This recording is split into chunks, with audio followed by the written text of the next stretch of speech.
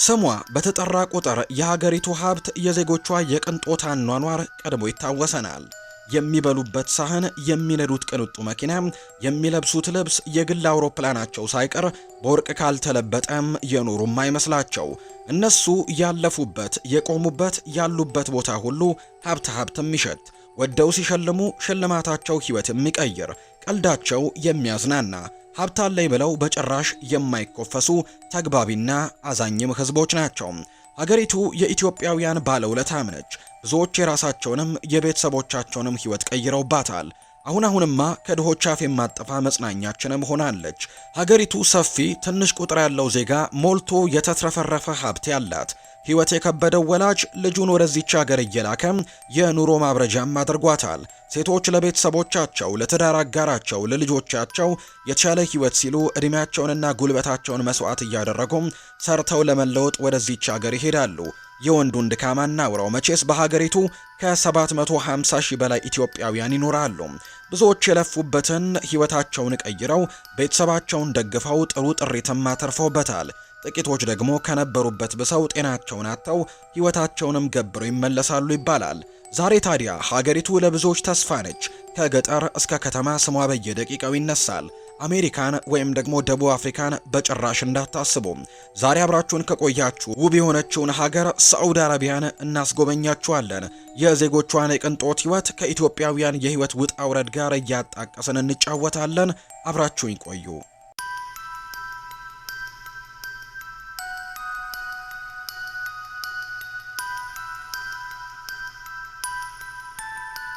ሳዑዲ አረቢያ በመካከለኛው ምስራቅ ውስጥ የምትገኝ 2.2 ስኩዌር ኪሎ ሜትር የምትሰፋም የ34 ሚሊዮን ዜጎች ሀገር ነች። ከ7 ሀገራቶች ጋር በድንበር ከባህሬን ጋር ድልድይ ተሻግራ ድንበር የምትጋራው ሳዑዲ አረቢያ ስፋቷ ከመካከለኛው ምስራቅ ሀገራት አንደኛዋ፣ ከአረብ ሀገራት አልጄሪያን ተከትላ ሁለተኛ፣ ከዓለም 12ኛዋ ሰፊ ሀገር ያደርጋታል። ሳዑዲ የኢስላማዊ እሴቶችም ማዕከል ነች። ቅዱስ የሆኑት የመካና መዲና ከተሞችም የሚገኙት እዚሁ ነው። እነዚህ ከተሞች ዓለም ላይ ያሉ ሙስሊሞች በሕይወት ዘመናቸው አንዴ ሊጎበኟቸው ከሚገቡ ቦታዎችም ቀዳሚዎቹ ናቸው። ሳዑዲ በ1 ትሪሊዮን ዶላር ከተሞችን ይበልጥ ለማዘመን እቅድ ይዛለች። ሪያድ፣ ጂዳ፣ ደማም፣ መካና መዲና የሀገሪቱ ትልልቅ ከተማ በመሆንም ከ1 እስከ 5 ያለውን ስፍራ ላይ ይቀመጣሉ። ሪያድ የሳዑዲ አረቢያ ዋና ከተማና የፋይናንስ ማዕከል ስትሆን ግማሾቹ የቅንጦት ከተማ ሲሏት፣ ሌሎች ደግሞ የመካከለኛው ምስራቅ ዎል ስትሪት እያሉ ይጠሯታል። ከሀገሪቱ ዜጎች ከ7.5 ሚሊዮን በላይ የሚሆኑት ዜጎችም በዚሁ ከተማ ነው የሚኖሩት። ከተማዋ በመካከለኛው ምስራቅ ካሉ ትክክለኛ ከተሞች አንዷ ስትሆን በሰማይ ጠቀስ ህንፃዎቿ፣ በንግድና ኢኮኖሚ ማዕከልነቷ፣ በቅንጡ ሾፒንግ ሞሎቿ፣ በዘመናዊነቷና በአስቸጋሪ ሞቃታማነቷ ትታወቃለች። የሳዑዲ ዓለም አቀፍ ካምፓኒዎች ዋና መስሪያ ቤት መገኛቸው በዚህቹ ከተማ ውስጥ ነው። የንጉሳውያን ቤተሰቦች፣ ሚኒስትሮች፣ ባለሀብቶችና የሀገሪቱ ልዑል ሙሐመድ ቢን ሰልማንም እዚሁች ከተማ ውስጥ ይኖራሉ። በወርቅና አልማዝ ያጌጡ የዓለማችን ውድና ቅንጡ መኪኖች በብዛት የሚገኙበት ከተማም እቺው ሪያድ ናት።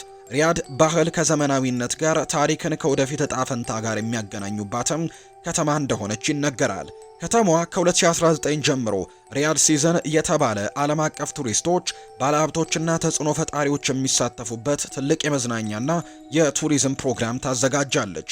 ይህ ፕሮግራም ሪያድን ዓለም አቀፍ መዳረሻ ለማድረግም ታልሞ በየዓመቱ የሚዘጋጅ ሲሆን ሳዑዲ ባህሏንና እሴቶቿን እያስጎበኘች በ2030 ደርሳለሁ ያለችው የኢኮኖሚ የቴክኖሎጂ ምጥቀትም ለዓለም የምታሳይበት ትልቁ መድረክ ነው። በዚህ ፕሮግራም ላይ ዓለም አቀፍ የቦክስ ውድድሮች፣ WWE የመዝናኛ ትዕይንቶችና የሙዚቃ ድግሶችም በሰፊው ይዘጋጃሉ። ሪያድ የሚለው ቃል ወደ አማርኛ ከቀየር ነው የአትክልት ቦታ የሚል ትርጓሜን ይሰጠናል። ባለፉት ዘመናት የመሬቷን ልምላሜ ተከትሎ የተሰጣት ስም ነበር ይባላል። ታዲያ ዛሬ የሪያድ መሬት እንደ ቀድሞ አትክልት ባይበቅልበትም በየጊዜው ሰማይ ጠቀስ ፎቆችን ግን የሚያበቅል ለም መሬት ሆኗል።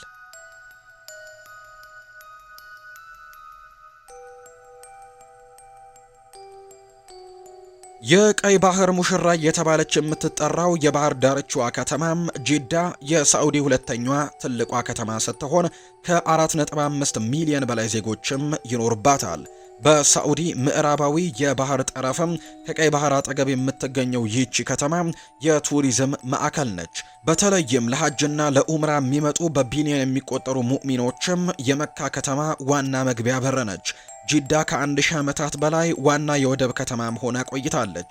በአንድ ወቅት ከአፍሪካና ኤዥያ አውሮፓም የሚመጡ ነጋዴዎችና ሙእሚኖች ማረፊያ ስፍራቸውም እዚህቹ ነበረች። ከተማዋ በዩኔስኮ ዓለም አቀፍ ቅርስነት የተመዘገቡ ቦታዎችና ኢስላማዊ የባህል ማዕከሎች መገኛ ስትሆን በዘመናዊነቱና በሀብት ከፍ ብላ በቅንጦት ከተማነቷም ትታወቃለች። የሚመለከቱት የንጉስ ፋድ ፋውንቴን ዓለም ላይ ወደር ያልተገኘለት ረጅሙ ፋውንቴን ሲሆን 312 ሜትር ሽቅብ ይመዛል። ይህ ማለት የምስራቅ አፍሪካ ትልቁ ህንፃ የሚባለው የሀገራችን የንግድ ባንክ ዋና መስሪያ ቤትም በ103 ሜትር በልጦም መታየት ይችላል ማለት ነው። ጅዳ ተገንብቶ ሲያልቅም በዓለም ረጅሙ ይሆናል የተባለው ህንፃም ጅዳ ታወር እየገነባች ትገኛለች። ይህ ህንፃ ሲጠናቀቅ 1 ኪሎ ሜትር ከፍታና 167 ፍሎሮችም ይኖሩታል። ይህ ማለት ደግሞ አሁን ላይ ዓለማችን ረጅሙ ህንፃ የሆነው የዱባዩ ቡርጅ ከሊፋ 127 ሜትሮችን ይበልጣል ማለት ነው። ይህ ህንፃ ግንባታው በ2028 ሊጠናቀቅ እቅድ ተይዞለታል። በአረብ ባህረ ሰላጤ ዳርቻ ላይ የምትገኘው የሳዑዲ ምስራቃዊ ግዛት ዋና ከተማና የሀገሪቱ የልብ ምት የሆነችው ከተማ ደማም ከ1.2 ሚሊዮን በላይ ዜጎችም የሚኖርባት በነዳጅ ኢንዱስትሪና በባህል የከበረችም የሳዑዲ ሉዓላዊነት ዋነኛ መሰረት የሆነች ከተማ ናት። ከተማዋ ለሳዑዲ ዓለም አቀፍ እንቅስቃሴ ዋነኛ መሰረት በሆኑት ወደቦች፣ በነዳጅ ሀብቷ፣ በኢንዱስትሪዎቿና በውብ የባህር ዳርቻዎቿ የምትታወቅ ነች። ደረጃቸውን የጠበቁ ትምህርት ቤቶች፣ ሆስፒታሎች፣ ዘመናዊ መሰረተ ልማቶችም መገኛም ጭምር ነች። ደማም በሳዑዲ አረቢያ የነዳጅ ታሪክ የጀመረባት ከተማም ነች። ሳዑዲ እንደ ጎርጎሮሳውያኑ የዘመን አቆጣጠር በ1938 ለመኖር ከሚደረግ ግብግብ ወጥታ አሁን ላለችበት የቅንጦት ህይወትና ዘመናዊነት ላይ የደረሰችው በዚች ከተማ ውስጥ ባገኘችው ነዳጅ ነበር። ከ6 ሙከራዎች በኋላ ለመጀመሪያ ጊዜ ነዳጅ የፈለቀባት ጉድጓድም የብልጽግና ጉድጓድ ብላም ሰይመዋለች። አሁንም ቢሆን ከተማዋ የዓለማችን ግዙፉ የነዳጅ አቅራቢ ኩባንያ የሆነው ሳዑዲ አራማኮ መገኛም ነች። የደማም ነዳጅም ለሳዑዲ ረብጣ ዶላሮችን የሚያስገባ የዓለምን ኢኮኖሚም የሾፈረ ጭምር ሆኗል።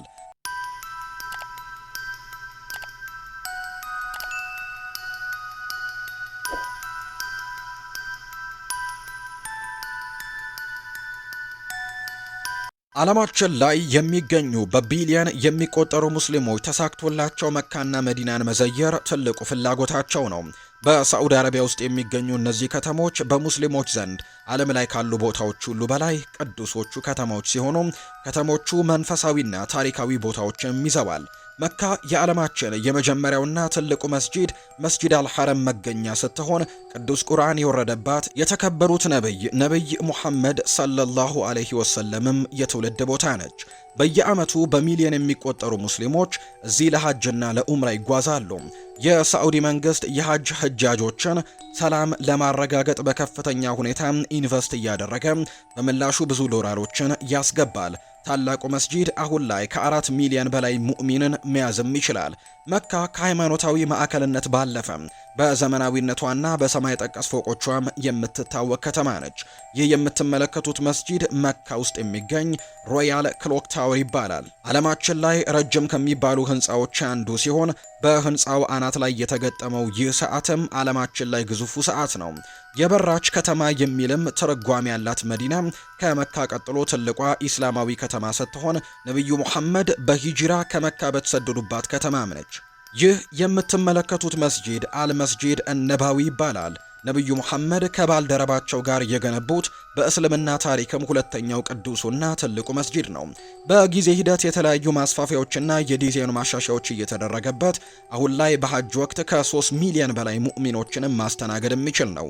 በውስጡ የነብዩ ሙሐመድ ሰለላሁ ዐለይሂ ወሰለምና የቅርብ ባልደረቦቻቸው የመቃብር ስፍራንም ይዘዋል። በእነዚህ ሁለት ከተሞች ላይ ተገኝቶ በአንድ ወቅት ነብዩ በተራመዱበት መንገድ ላይ የዘምዘም ውሃን እየተጎነጩ ወክ ማድረግ፣ ከአባ ፊት ለፊትም ቆሞ የእምነት ግዴታውን መወጣት፣ በነብዩ መስጂድ ውስጥም ተገኝቶ መስገድ፣ ነብዩና ባልደረቦቻቸው ያረፉበትን ቦታ መጎብኘት ያለው ስሜት አድርጋችሁ እዩት ከማለት ውጪ በቃላት የሚገለጽ የሚቻል አይደለም።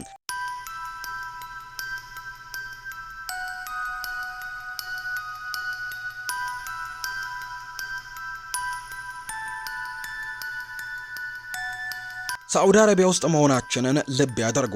የዓለማችን ሞቃትና በረሃማዋ ሀገር፣ ምክንያቱም ወደ አብሃ ልንወስዶት ነው።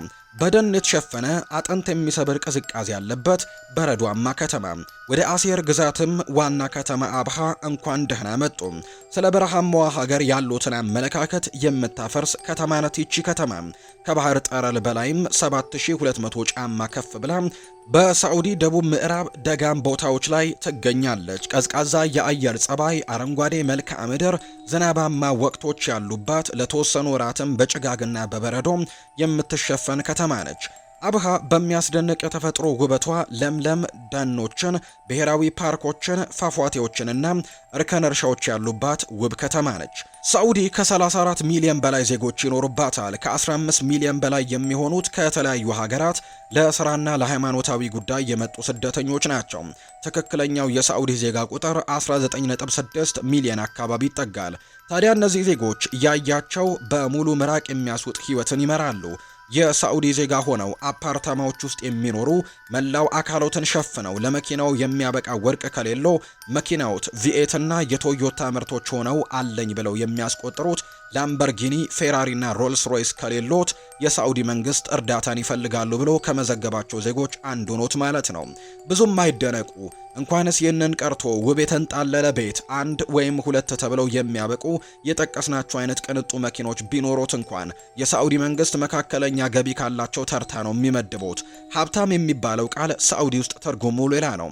የሳዑዲ መዝገበ ቃላት ሀብታም የሚለው ቃል ሲፈታ ቤት ካለው ከስቴዲየም መለስ ያለ በውስጡ በርከት ያለና በወርቅ የተሰራ ሽንት ቤት ያለውት፣ መኪና ካሉ ለ10 እና ከዛ በላይ ሾፌሮችን የስራ ዕድል መፍጠር የሚችሉ ቅንጡና ውድ መኪናዎች፣ ልብስ ከተባለ ደግሞ በነጭ ጀለቢያዎች ላይ ጣል የሚያደርጉት በወርቅ ያሸበረቀ ባህላዊ ካባ ሊኖሮት ይገባል። ታውቁት ዘንድ ይሆን እንጂ ለእኛ ለምስኪኖቹ የሚገባን ጉዳይ አይደለም። ይልቁንስ ወደ ድሆች እንመለስ። ድሃ ለመባል መስፈርቱን ነግረኖታል። የሳዑዲ ዜጋና ድሃ ኖት እንበል። አሁን መንግስት የህይወት ጫናን ይቋቋሙ ዘንድ ድጋፍ ያደርግሎታል። ከነዚህ ውስጥ በሀገሮት ውስጥም ጥራት ባላቸው ትምህርት ቤቶች በነጻ ይማራሉ። እውቀቶት ሰፍቶ የሀገር ውስጥ ትምህርት አይመጥነኝም ውጪ ሄጄ ይማራለሁ ካሉም የሳዑዲ መንግስት ሁሉን አሟልቶ ለመዝናኛ እያለም ተጨማሪ ገንዘቡን እየሰጡ ያስተምሮታል። ድሃኖት እና ቢታመሙ ደረጃውን የጠበቀ ሆስፒታል፣ ነፃ የቪአይፒ አገልግሎት ያገኛሉ። የራሴን ቢዝነስ ጀምራለሁ ካሉም ወለድ የማይታሰብበት የገንዘብ ብድር ከነፃ አማካሪና መስሪያ ቦታም ያገኛሉ። ስራ አጥተው ቤት ውስጥ ቢቀመጡ መንግስት በየወሩ 4000 ሪያልም ለኪሶት እያለ ይሰጦታል። ህይወት እየቀለሎት ነውና ማግባት ፈለጉን በል ሀገሮት ሳዑዲ እርሶም ዜጋ መሆኑን እንዳይረሱ። የልጅቱ አባትም ልብስ ሳይሆን ወርቅ አልብስ ይሎታል። በዚህ ይበቃል ካሉም ተመስገን ነው። ብዙዎች ተጨማሪ በኪሎ የሚለካ ወርቅም ከብዙ ሺህ ሪያሎች ጋር ይጠይቃሉ። እንደምንም የአባትን አለፍኩ ሲሉ ልጅት የቤት ዕቃ ባንዴ ካልተሟላ ቤቱ የራሳችን ካልሆነም አልገባም ትሎታለች። በዚህ መንግስት የጠየቁትን ሁሉ አሟልቶ ያኮራውታል። የሳዑዲ መንግስት ለአዲስ ሙሽሮች በየወሩ የመቋቋሚያ ገንዘብ ድጋፍ ያደርግላቸዋል። ልጅ ከወለዱ መጠሪያው በእርሶ ይሁን እንጂ ወጪው ግን በመንግስት ነው የሚመራው። ታዲያ ከላይ የጠቀስናቸው ሙሉ መንግስት በአብዛኛው ዜጎቹ ለሚያደርጋቸው እንጂ እርሶ ሳዑዲ ውስጥ ስለኖሩ ብቻ እንኳን ሊያገኟቸው የሚያውቋቸውም አይደሉም። ሀብታም ሆነው የሚያደርጉትን የሚያውቁት ነውና ደግመን አናሰልቾ። ይልቁንስ በሀገሪቱ ስለሚኖሩ ኢትዮጵያውያን አንዳንድ ጉዳዮችን እንንገሩ።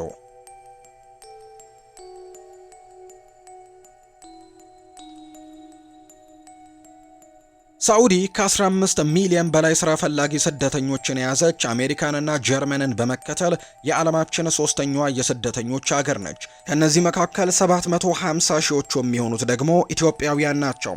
ሀገሪቱ በመካከለኛው ምስራቅ ውስጥ ካሉ ሀገራት አንጻር ካየችው የተሻለ የስራ ዕድል ያላት በመሆኗ በብዙዎች ዘንድ ተመራጭ ሆናለች። ኢትዮጵያውያን በቤት ውስጥ ሰራተኝነት፣ በሹፍርና፣ በኮንስትራክሽን፣ ጥቂቶች ደግሞ ምግብ ቤትና በመሳሰሉትም የግል ስራ ላይ ተሰማርተዋል። ሳዑዲ ብዙ ኢትዮጵያውያን የተቀየሩባት የራሳቸውንም የቤተሰቦቻቸውንም ህይወት ያሻሻሉባት ሀገር ነች። ጥቂት ዓመታትን ጠንክረው ሰርተው ሀገራቸው ላይ ቤት የገነቡ፣ ቢዝነስ የጀመሩ፣ አግብተው ጥሩ የሚባል ህይወትን የጀመሩ፣ ከድህነት ወጥተው የተሻለ የኑሮ ደረጃ ላይ የሚገኙ ብዙዎች ናቸው። በዛው ልክ ደግሞ በህገወጥ መንገድ የቤተሰቦቻቸውን ቅሪት ሽጠው ሄደው ተጠርዘው የተመለሱ፣ በስራ ጫና ምክንያት ለበሽታ የተዳረጉ፣ አካላቸውንም ያጡ፣ እድሜያቸውን ፈጅተውም ጉልበታቸውን ጨርሰው ያጠራቀሙትን ብር የኔ በሚሉት ሰው የተዘረፉ፣ ድንገት ተይዘው በሳዑዲ እስር ቤቶችም ውስጥ የሚገኙ።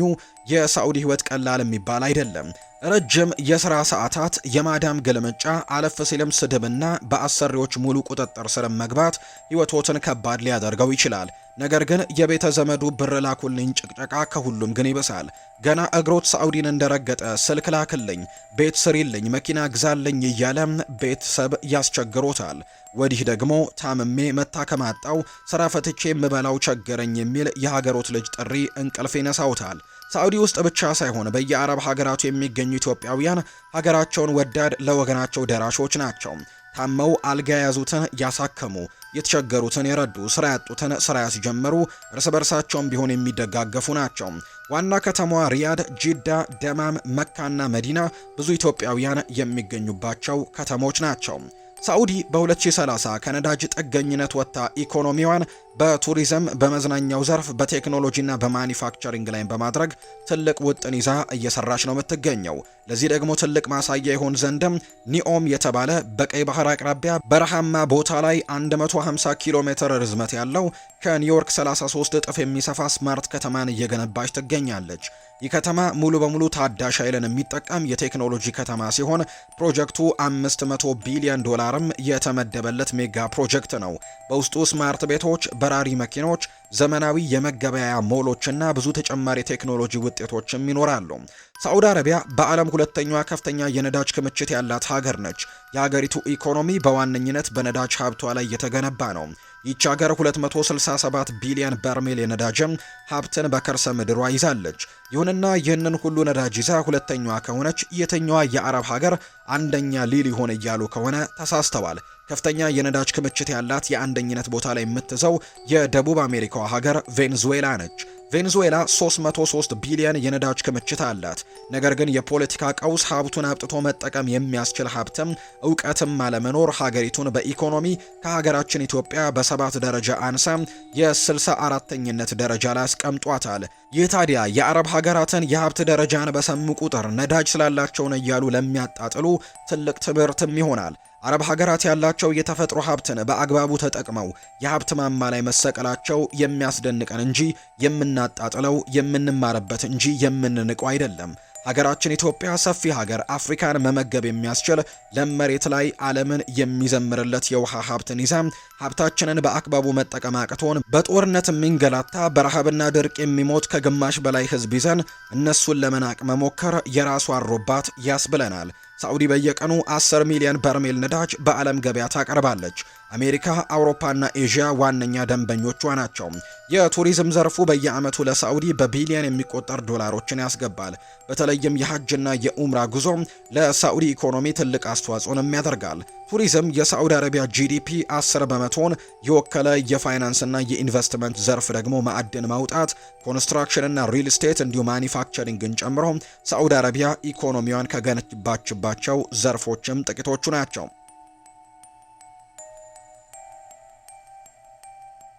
እንግዲህ ሳዑዲ አረቢያ ለዜጎቿ የቅንጦት ገነት፣ ለሙስሊሙ ዓለም ቅዱስ ስፍራ፣ ለኢትዮጵያውያን ደግሞ የላብና የለውጥ መድረክ ሆና ትቀጥላለች። የዛሬው ጉዞአችን በዚሁ ያበቃል። ቪዲዮን ከወደዳችሁት ላይክ አድርጉት፣ ለሌሎችም እንዲደርስ ሼር ማድረጋችሁን አትርሱ። እንደዚህ አይነት ጥልቅ ታሪኮችን ለማግኘት ደግሞ ሰብስክራይብ በማድረግ ቤተሰብ ይሁኑ። አብራችሁን ስለቆያችሁ እናመሰግናለን። መልካም ጊዜ ይሁንላችሁ።